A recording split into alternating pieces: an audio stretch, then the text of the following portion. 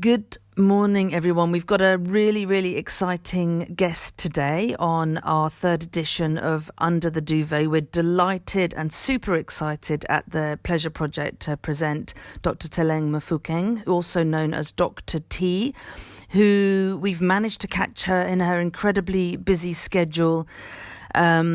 And also at a really exciting moment as she's been just about to be announced as the UN Special Rapporteur on Health and Wellbeing. And we ourselves at the Pleasure Project are beside ourselves with excitement to have such a great champion, such a great pleasure champion to be appointed in that position. So thank you very, very, very much. And I know you're incredibly busy at the moment. And first of all, I just wanted to ask you how this new, strange world of living during COVID, the tragedy that we've seen unfolding of the pandemic, how's life been for you in terms of work and life in general? Thank you so much, Anne, for having me on this Under the Covers. I love that name so much.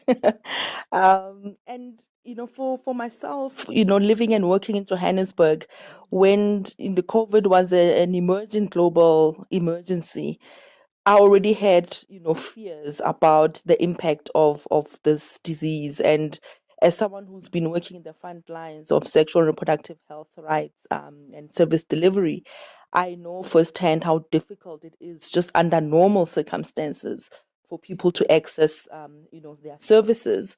And so the disproportionate impact, which is negative on marginalized people, mean that it's those communities still who are bearing the brunt, of this pandemic. So it's really been a stressful time, but it's also been a time where we had to be resourceful and think differently about how to reach our audiences and how to ensure that services are least interrupted as possible, especially around sexual and reproductive health and rights. Yeah. I mean, there's some terrifying figures in the UK about the disproportionate impact on people of colour in terms of, and women, in terms of access to services, but also mortality rates. And I think there's been a shock about the impact of COVID and the impact of the pandemic, which as yet is still unfolding in sub-Saharan Africa. But there's also been in the burden in terms of the reduction of access to SRHR. But there's also this strange contrast with a lot of media that's focusing on the importance of self-pleasure when you need to stay at home. Sex toy manufacturers are talking about, a 200% increase in sales. So there's this strange two sides of the impact. And I just wondered where you felt pleasure fits into the impact of COVID on populations around the world. It's so important, and one of the glaring inefficiencies and deficiencies of public health communication at the time, when even our own health ministry was engaged in public health communication around COVID, you could tell that no one is considering the fact that humans will still seek sexual pleasure. And even in the health communication, there was a missing link in terms of information for people. So when the advice is to quarantine, self isolate, it needed to go a bit more deeper in terms of details of what that looks like. And I know on social media, I spend a lot of time on Twitter. People were asking, but what does quarantine mean for myself and my sexual partner? What does sexual pleasure look like for myself? Perhaps my partner is a policeman or a health worker who, in on a daily basis, they are being exposed, to COVID, and they come home. And so how do we as a couple then negotiate and navigate that? And I think it actually speaks to a bigger issue of sexual pleasure being removed from medicine in general and from public health especially. And COVID, I think for myself, when I started to talk about this on Twitter, to say, the base form of sex and the safest form of sex at the moment is self pleasure and self play. People were like joking and not taking it seriously up until We had guidelines from, institutions like the New York City Health. They were like really brilliant in the beginning with information around COVID, around safer sex options. And yeah, so I've been also, with the Pleasure Project, we've been online and really, bringing the issues of sexual pleasure to the forefront. Because at the end of the day, sexual pleasure is a human right. But in the context of all these different illnesses and diseases that we deal with, there is some specific health information. But there's also, issues around relationship and consent, and absolutely sex toys are amazing. And more people, even in South Africa, have been reaching out to me to tell them and assist them how to purchase pleasure toys.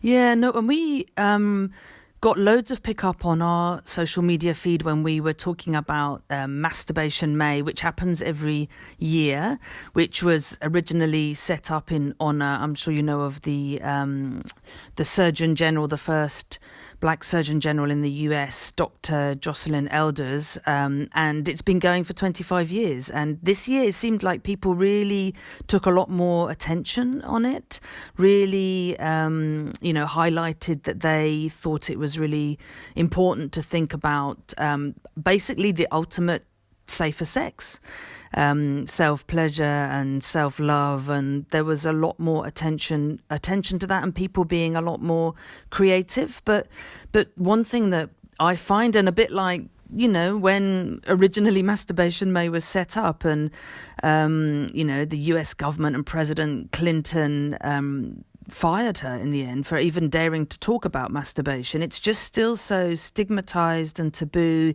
whereas, and in fact, the public health world rarely discusses it, even though it's the safest form of sex there is, which still just astonishes me. I don't know how you find it when you talk about these subjects and talk about self-pleasure and pleasure in general in terms of safer sex. Yeah, I also experienced that, and part of actually myself writing the book that I did, a guide to sexual health and pleasure, was to contextualize all of these different sexual experiences, right? And give references which make sense for some of us in Africa and in South Africa specifically, was to try and break down those taboos, because a lot of the times the issues of sex and sexuality and sexual pleasure are political, right? There is a moral judgment that comes with being sexually active. And oh my goodness, don't you dare be a woman who actually enjoys sex, right? So there's a lot of sort of people externally who want to control pleasure and how women experience pleasure. And so masturbation is one of those acts that get punished early on, even as teenagers or young people who are experimenting and exploring with themselves. So a lot of negative talk around sex starts in the household, starts with the fear that's instilled in young people when it comes to masturbation and exploring the self and the body. And my question I always ask people is, how will you even tell your partner what it is that you like when you don't even know what feels good for you, when you don't know your own body and haven't taken the time to know what feels good and where it feels good? And part of communicating, during sex is very much tied around consent. And because consent is ongoing, I really believe that part of healthy relationships, part of healthy sexual experiences, start with self pleasure and self discovery and masturbation. So for me, I think it's really, really important, because even for those young people who want to delay their sexual debut, for example, masturbation offers them great alternatives to penetrative sex with a partner. But if already the shame around sex and the negativity around sex starts with young people being shamed for being inquisitive about their own bodies, it already tells you that, we're setting them up for a really turbulent time, even as adults who then have to unlearn all of these negative connotations and negativity around, self discovery and self pleasure. Yeah, absolutely. And I think one thing that's been also really interesting during this time of lockdown is that some areas of sexual exploration have become more brought to the forefront, like, remote sex, phone sex. I saw something about from the women in sex tech community about virtual reality sex. So there's worlds out there where people have been exploring, basically using the internet or using mobile technology to have a creative sex life and to be able to do that virtually. And it's suddenly, pushed what was a world that people didn't really know about so much out into, like, more commonly expressed in social media, or it's made people think about their sex lives and being safe in a way that we didn't envisage a year ago, and a way that means that people are thinking more creatively about that, which I think is a good thing. And it's something that in this world of ever increasing access to the internet and the content that's on the internet, it's something that we as a public health world could grapple with a bit more. But I don't know what your experience has been in South Africa, or how often people talk to you about using technology in their sex lives to stay safe.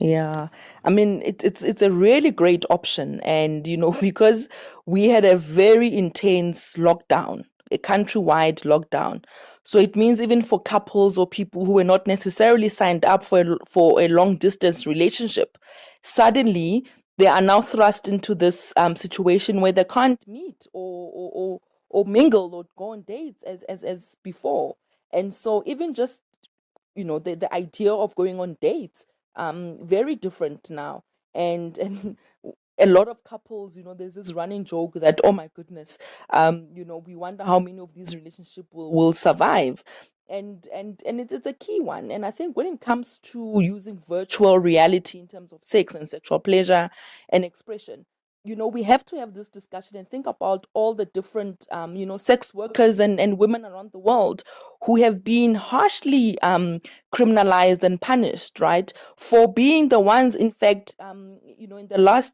few years, fighting to have healthy environments online, and media laws in countries that were not punishing women who were wanting to use the virtual reality in this manner. And now that the entire world is forced to do it, people are now taking it on and on. But yet the battles of women who use this as work, are not being discussed still. And I think it's an important one, especially when a lot of social media websites are censoring, women who are sex workers. They are censoring them and putting them out of work. And yet, as a community globally, a lot of us in our private spaces are using, virtual media to connect, and of course then to experience pleasure. And it leads me to the next sort of thought, because even for young people, I mean, I don't think we'll ever live in a world where social media and smartphones and technologies are not sort of the center of the universe.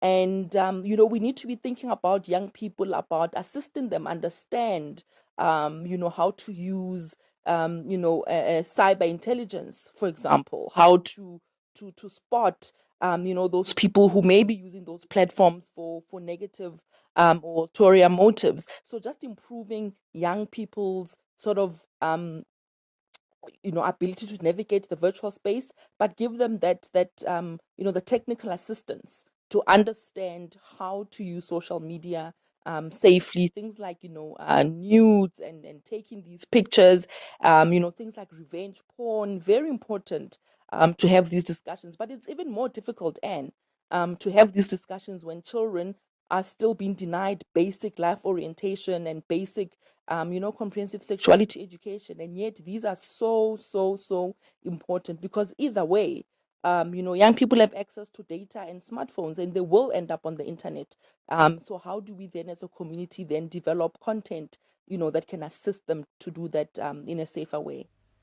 Yeah, really good points. I really like your thoughts on how, having the world turned upside down for for us in the world in terms of lockdown has meant that people have had to actually think about maybe some of their judgments or hypocrisies around people using the internet to have sex and how they're doing it now themselves, right? And how, we all need to think about how we're doing that safely as well.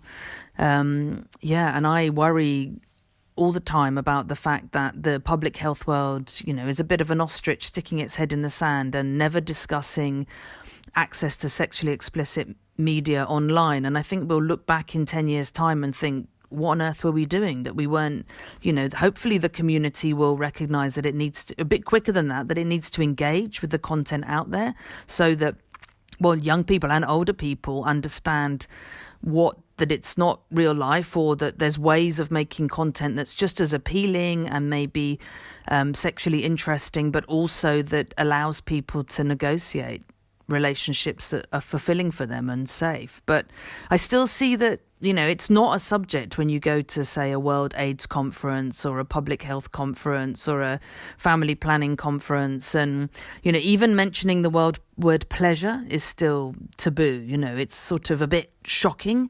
And these conferences just talk about death, danger and disease and what we want people to stop doing, rather than what also a vision for what relationships can be like. And actually the Pleasure Project was at, and you was at the virtual AIDS conference this year.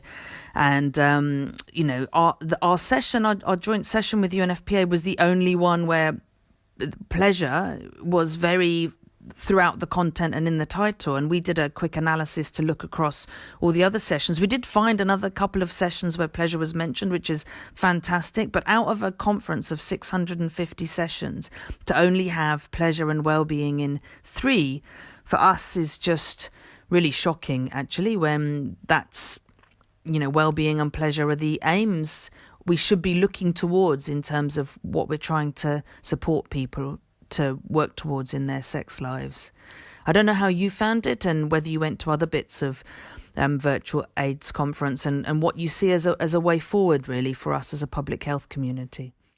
I mean, that observation about the lack of pleasure in conferences and webinars, it's so clear, and but it's so mind-boggling. Like, literally, the reason why people are having sex, it's because it's pleasurable. That's it. It's because it's pleasurable. And of course, then in the context of all the other issues that we know of, STIs, unsupportable pregnancy, cancer screening, contraception, consent, all of those things are important. But we can't have those discussions devoid of the pleasure discussion. And we can't, as public health systems, draw up policies that are going to be directly translatable in services that are affirming if we are denying that people are having sex for pleasure. And I'll give you a very quick example.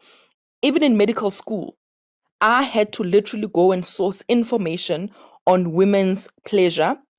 I had to go and source information on the clitoris and found out that, in fact, it's not just a little bean, it's a whole 3D structure full of nerves.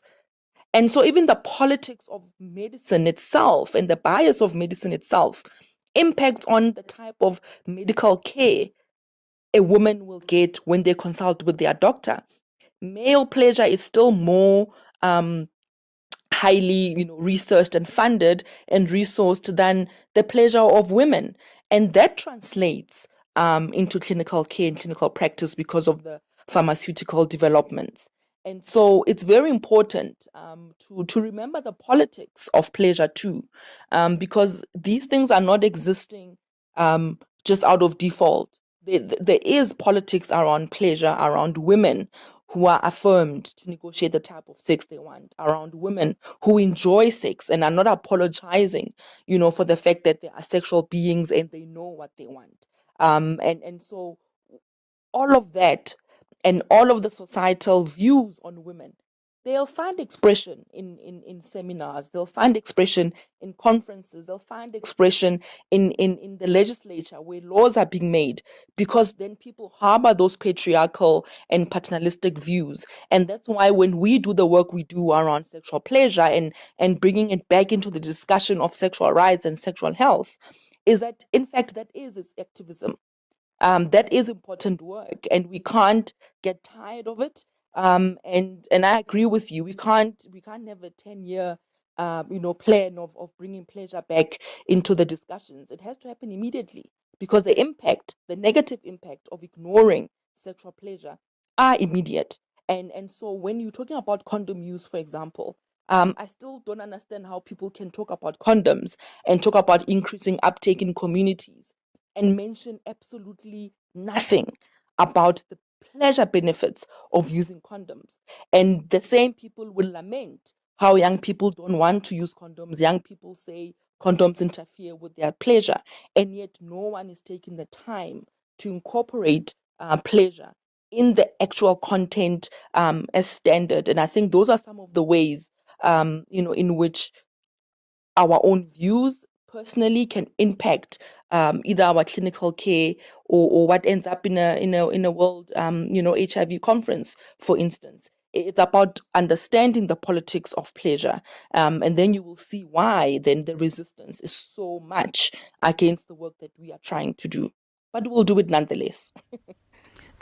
We will. The wave is building. Yeah, I completely agree with you. I looked at some statistics about the amount of funding into Viagra for men, and then the amount of funding into women's pleasure, and it's just shockingly biased in one way. And also, if you look, there's very rarely any studies that look at what impact contraception for women might have on their sex drive or their pleasure, or on the biological reproductive system in terms of pleasure. And it's just really shocking.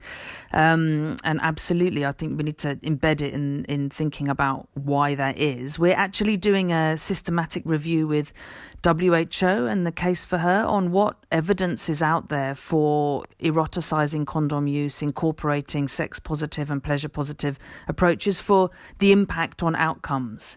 And, because we've got some emerging evidence that actually being sex positive in your sex education, being pleasure positive in your sexual health programming also improves the reproductive health outcomes, and we want to update that review. And so we'll keep you posted on that, because I think that will be a way of trying to get the public health world to also start not seeing pleasure as frivolous, but seeing it as something which if you don't include it, you're not being an effective sex educator, and it's actually a waste of resources. There's so many agencies that get so much resources for sexual health programming, and yet still take this approach of only talking about the disease that you might get, not what you could also, how your sexual health can be enhanced. And I think, for myself, I will be extremely happy when, governments, the World Bank, WHO, IMF and others actually include women's pleasure as a goal and as objective, have a positive vision for where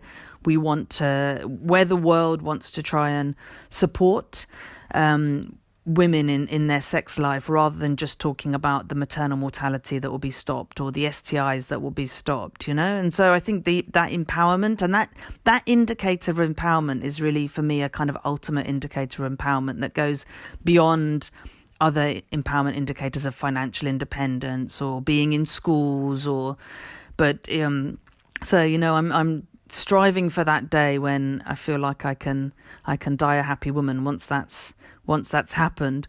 But I just wanted to just quickly touch on also the World Association of Sexual Health Pleasure Declaration, which will be ratified next year, which I think is really exciting. It's the normative agency for sexual health globally. They've published a pleasure declaration, which is really talking about centering pleasure in terms of human rights. It adds to their declaration of sexual rights.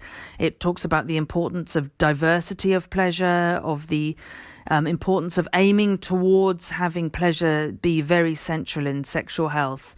And I just, wondered what your thoughts were on that and how that might move us forward and how we can use that declaration as a community.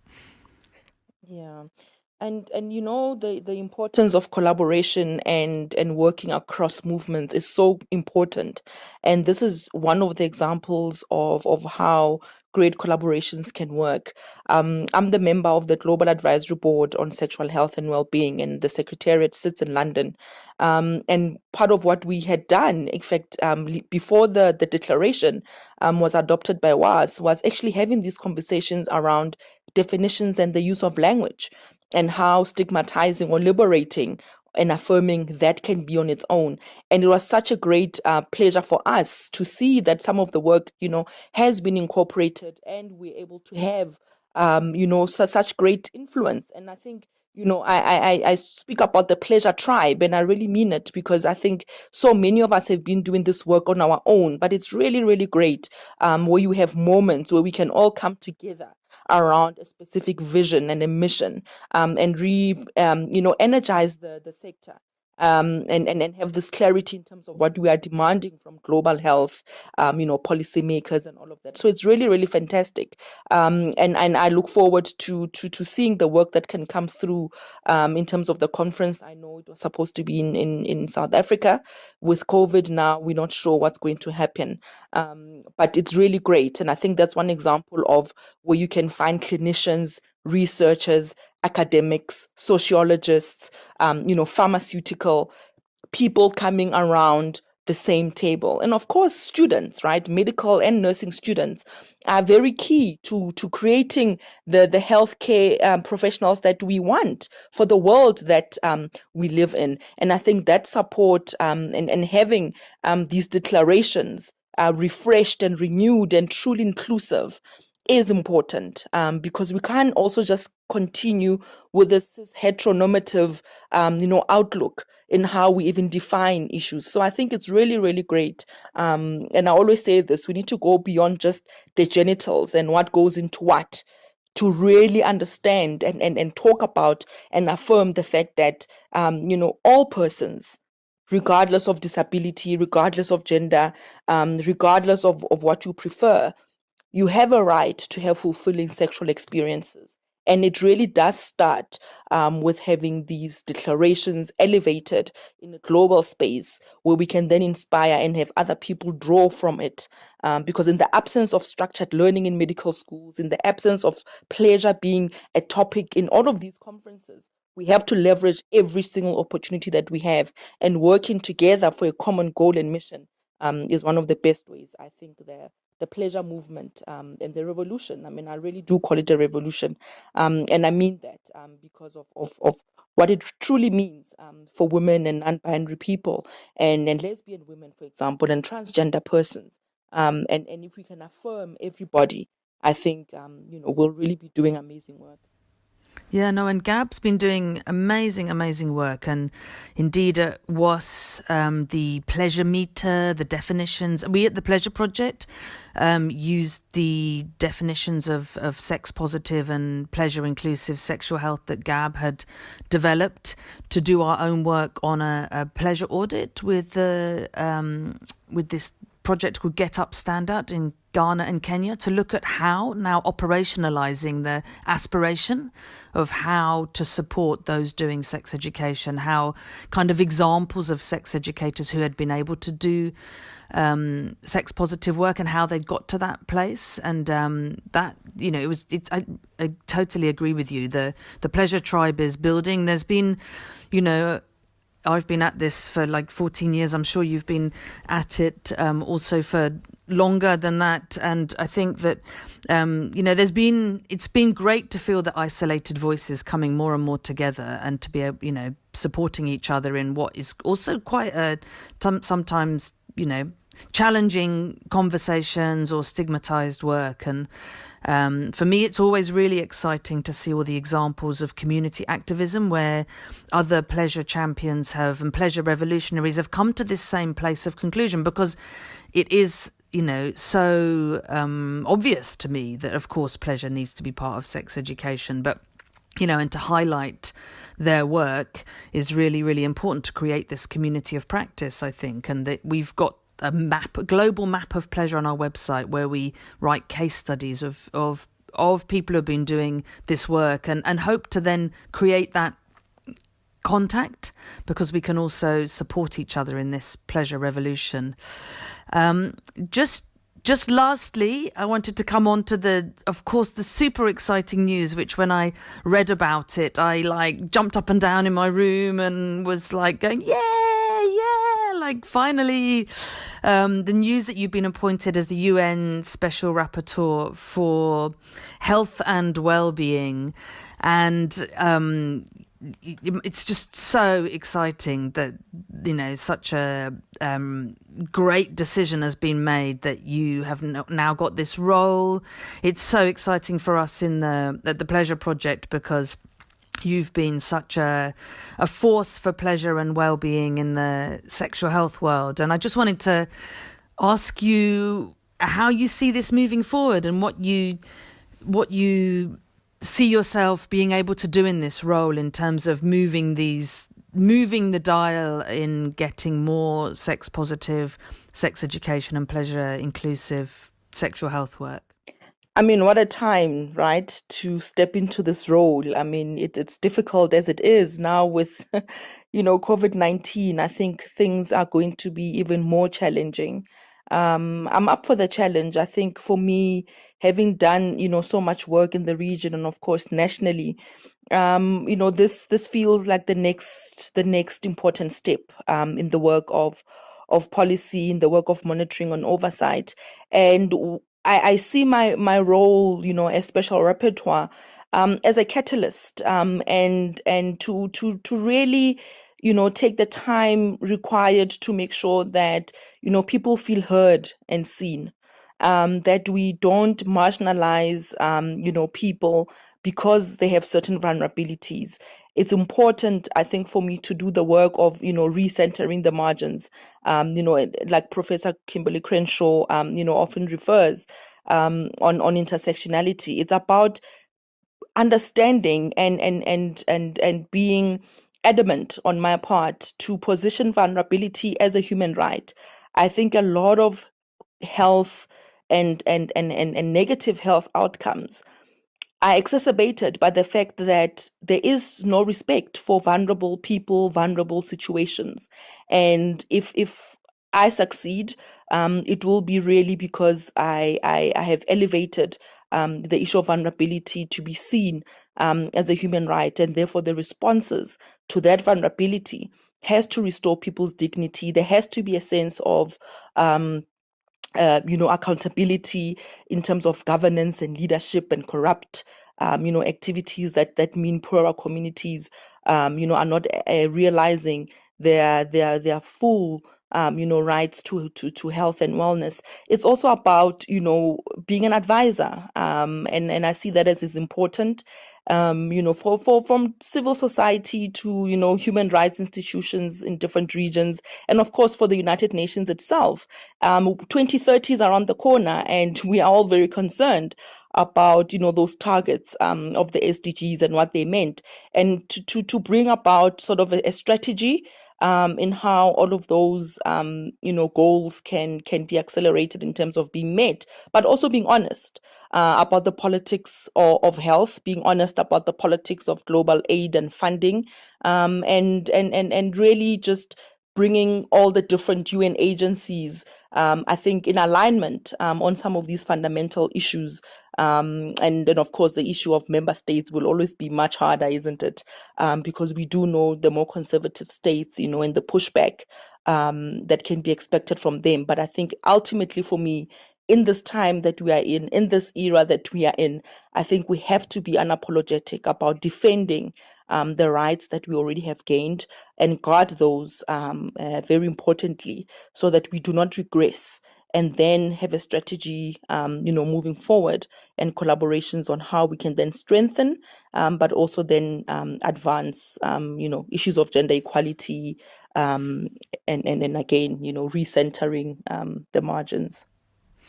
Yeah, absolutely. Like you say, what a time in terms of the what we're seeing about the pandemic and how it really exposes disequity, how it exposes lack of social justice and lack of access, but also what a great opportunity. But I can't think of better hands for this challenge to be in. And I'm really, we're with you and behind you, supporting you in this role. And thank you so much in what is a very, very busy time for you between clinical practice and all of your other areas of work, to take some time out and talk to us at the Pleasure Project. We are deeply honoured to have had this time with you, and thank you so much. No, thank you so much. And I will definitely bump into you on the Twitter streets. But yes, let's keep going. I think we've done well so far. It's just about, be more deliberate in our collaborations and also in the regions, But I'm very excited, and thank you so much for inviting me to spend time with you under the duvet.